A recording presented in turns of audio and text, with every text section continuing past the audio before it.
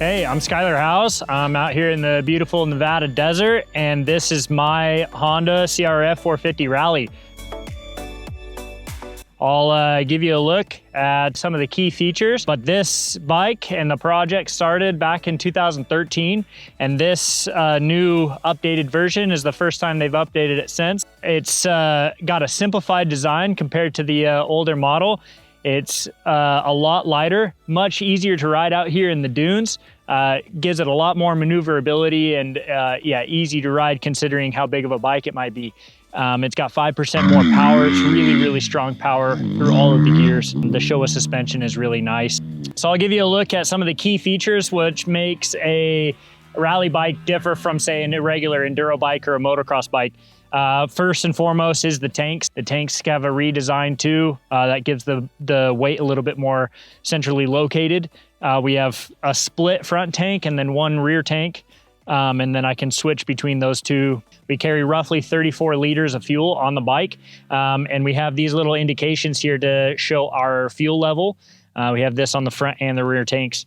Give or take, depending on which stage it is and what, the terrain or what it might be, I can switch from the rear tank to the front tank and drain it and equalize it myself with this switch here on the handlebars.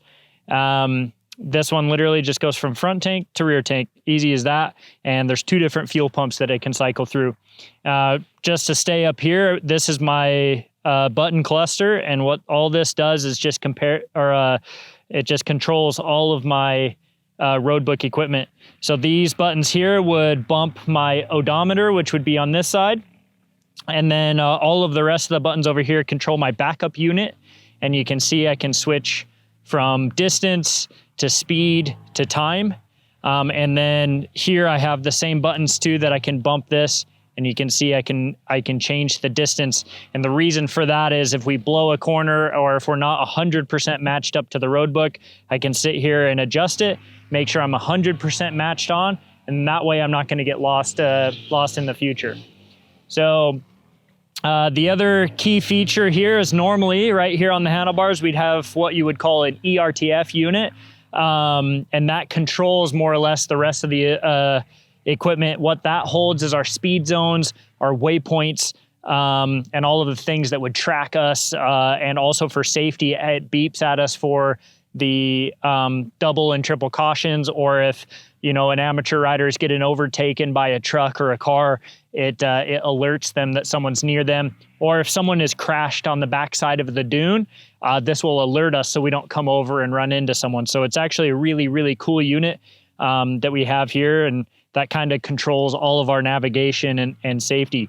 A couple of the other buttons that we have on here is my switch. This rolls the roadbook like front and rear. And then, just obviously the start switch, the map switch. We have our steering stabilizer under here and all of that. So all of that components plus our ERTF. The ERTF is what you would see if you, if you're looking at the Dakar app and watching our dots go along or the live timing update. This ERTF unit that sits in the front of our tower is is what controls that. That's also, in the event of an accident or a mechanical issue, it acts as a satellite phone more or less back to the organization. And so like if someone has crashed and they need a helicopter, we can hit the rescue button on the ERTF unit, and that'll send a helicopter to us really quickly. So just some of the key features just on the handlebars here. Moving on, obviously, I think one of the biggest questions that I have over all of this is, why do we have a downpipe? The downpipe is more or less essentially just to clear the tanks. So it comes straight under and it avoids all the fuel tanks, so it's not heating up the fuel, or obviously it doesn't get in the way of the fuel tanks as well.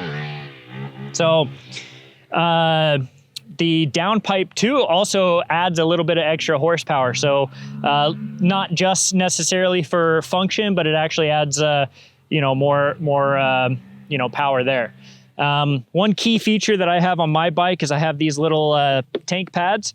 It's more or less kind of like a stag peg feature, but in the rally, when you're going so fast and so straight and through the camel grass or the dunes, to have this to be able to lean back on is actually really, really nice and kind of a key feature that I prefer. A lot of other riders either don't use that or will use grip tape instead, but I like having that tank pad feature. So on the factory bikes, we get a couple key features that say a production bike wouldn't. One of them for us is we have speed zones a lot, and we have a maximum speed that we can't go over 160 kilometers now, which is roughly about 100 miles an hour.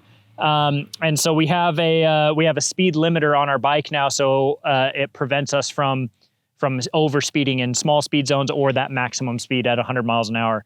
So it's just it makes it a little bit safer for us.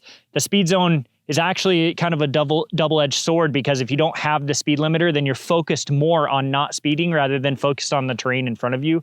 So having a speed limiter is actually a really, really a nice safety feature for us. So it's just one less thing to focus on. We do have a map switch on here too. I prefer to keep my map in the most aggressive with no traction control. The traction control is a loose term because all it really is a little bit of a mapping that kind of controls the power, but you can switch it into a different map, and that would also reduce your fuel consumption and give you a little bit different power curve, so it acts as like a traction control and a little bit more mellow of a map, but I prefer maximum power and do the control myself. Probably the most important part of the bike is the grips. These foam grips catch a lot of people by surprise. It's such a game changer, to be honest. If you're on the bike for long periods of time, I run them in Vegas to Reno races here in the US, and of course I have them in the rally all the time. But these foam grips are a game changer for comfort, for vibration, for any type of abuse to the hand. The foam grips are so nice. They do require you to like hang on a little bit tighter. So if you're riding them in a little bit more aggressive scenarios, you probably might, hold on a little bit tighter, maybe get some arm pump or anything like that. But in rally scenarios or long distance scenarios where you can kind of like relax your grip a little bit, these foam grips are a game changer. So while we're out here in the Nevada desert and, here in the dunes, we're testing the Alpinestars Tech Air off-road system. This is kind of a game changer for the public now to be able to wear this system and purchase this system. It's something that we've used in the rally world and in the professional scene for quite a few years now.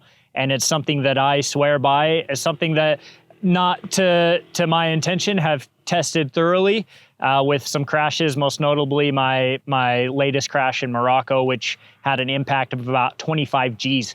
It was a really, really heavy crash, but luckily I was able to be, protected by the airbag and saved from a lot more gnarly injuries.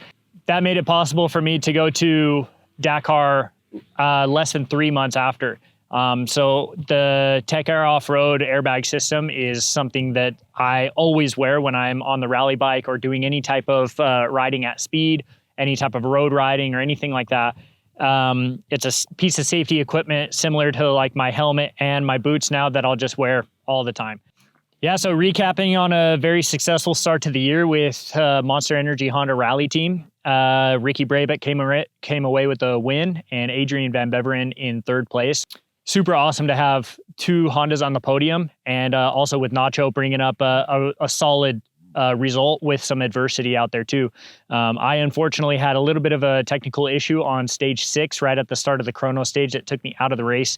But as everything, it's a learning experience that we're able to, adapt quickly and be able to come out to the next rounds and also next year's Dakar even stronger. So yeah, it's impressive what the team's been able to accomplish here in the last months. This bike has only been out for available for us to test only within the last few months. So yeah, to have this bike working so well and be a winning machine already is super, super awesome. And also to see what more we can improve in the future is really motivating for me. So I'm excited to see what we can accomplish, and yeah, sky's the limit. So I hope you guys enjoyed a little walk through the bike. I got to get going to another media project and then back to training. So make sure you to follow along with the team's progress and myself. And yeah, we'll see you around.